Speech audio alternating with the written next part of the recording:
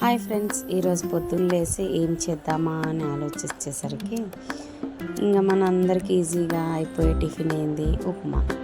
ఇంకా త్వరగా పిల్లల్ని అందరినీ లేపి ఈ ఉప్మా ప్రిపేర్ చేయడానికి రెడీ అయిపోయాను అనమాట. ఫస్ట్ చాలామంది ఏం చేస్తారంటే ఉప్మా రవ్వని వేయించరు. అయితే నేను ఏం చేస్తాను, కొద్దిగా దాన్ని దూరగా వేయించుకుంటాను. దాంట్లో కొద్దిగా ఆయిల్ వేస్తాను, ఆయిల్ లేదా ఘీ, మీ ఇష్టం, మీకు ఏది బాగా అనిపిస్తే అది వేసుకోవచ్చు. ఇంకా దాన్ని వేసి ఇంకా దూరగా వేయించుతున్నాను అనమాట.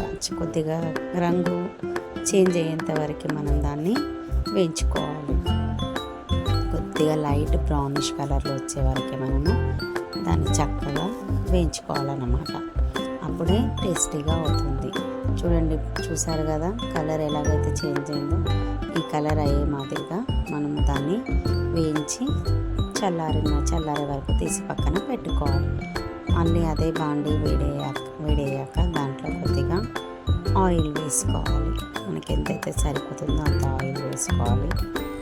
ఇప్పుడు ఆయిల్ కొద్దిగా వేడెక్కాలి. దాని తర్వాత దాంట్లో జీలకర్ర, ఆవాలు వేసుకోవాలి. దాని తర్వాత మనము మిరపకాయలు, ఫస్ట్ నేను మిరపకాయలు వేస్తాను గాయస్, ఎందుకంటే అవి కొద్దిగా వేయించితే చాలా టేస్టీగా అనిపిస్తాయి. అలాగే కొన్ని పల్లీలు, అదేవిధంగా ఉల్లిగడ్డలు, ఇంకా మినప్పప్పు. నేను కొద్దిగా మినప్పప్పు వేసుకుంటాను గాయస్. కొద్దిగా మనం తింటుంటే ఆ పంటికి అంటుతూ ఉంటుంది కదా, దాని టేస్ట్ చాలా బాగుంటుంది. ఇంకా కరివేపాకు, కొత్తిమీర వేసుకోవచ్చు. ఇంకా మా పిల్లలకు తీసి పక్కన పెట్టేస్తారు అనేసి నేను ఏం చేస్తానంటే ముందే దాన్ని పొడిలాగా చేసి పెట్టుకుంటాను అనమాట. ఈ కర్రీలోనైనా సాంబార్లోనైనా దాంట్లో నేను సపరేట్గా అది వేసుకుంటాను. మీకు ఎప్పుడైనా కరివేపాకు పొడి ఎప్పుడైనా వేరే వీడియోలో నేను మీకు చేసి చూపిస్తాను. అవి చూడండి, ఇప్పుడు కొద్దిగా దూరంగా వేయించుకోవాలి. కొద్దిగా బ్రౌన్ ఉల్లిగడ్డలు బ్రౌన్ అయ్యేంత వరకు మనం మంచిగా వేయించుకోవాలన్నమాట. వాటిని చూడండి గ్యాస్ వేగుతున్నాయి, ఇంకొద్దిగా వేగాలి.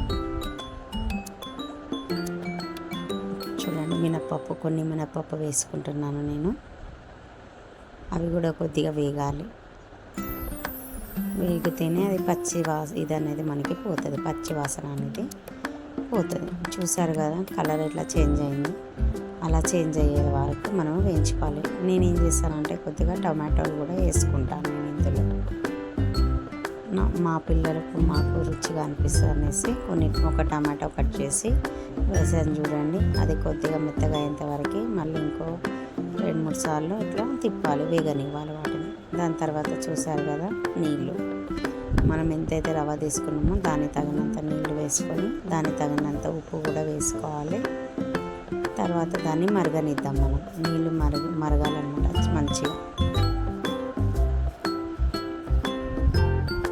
నీళ్ళు మరిగాక చూసారు కదా ఎలా మరుగుతున్నాయో. ఈ విధంగా మరిగాక మనము కొద్దిగా దాంట్లో రవ్వ వేసుకుంటూ కలుపుకోవాలన్నమాట.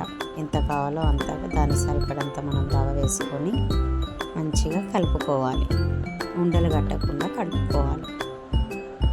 నేనైతే మరీ ఎక్కువ వేయను రవ్వ, ఎందుకంటే కొద్దిగా అది ఎంత ఉడికితే అంత మంచిగా పిల్లలకు అనేది స్టమక్ పెయిన్ రాకుండా ఉంటుంది. కొద్దిగా మెత్తగా ఉడకాలనేసి నేను కొద్దిగా తక్కువనే కలుపుతాను రవ్వ. దాన్ని మంచిగా ఒక 5 minutes దాకా ఉడకనిస్తాను. దగ్గర పడేంత వరకు కలుపుతూ ఉడకనిస్తాను అనమాట. చూసారు కదా ఎలా ఉడుకుతుందో.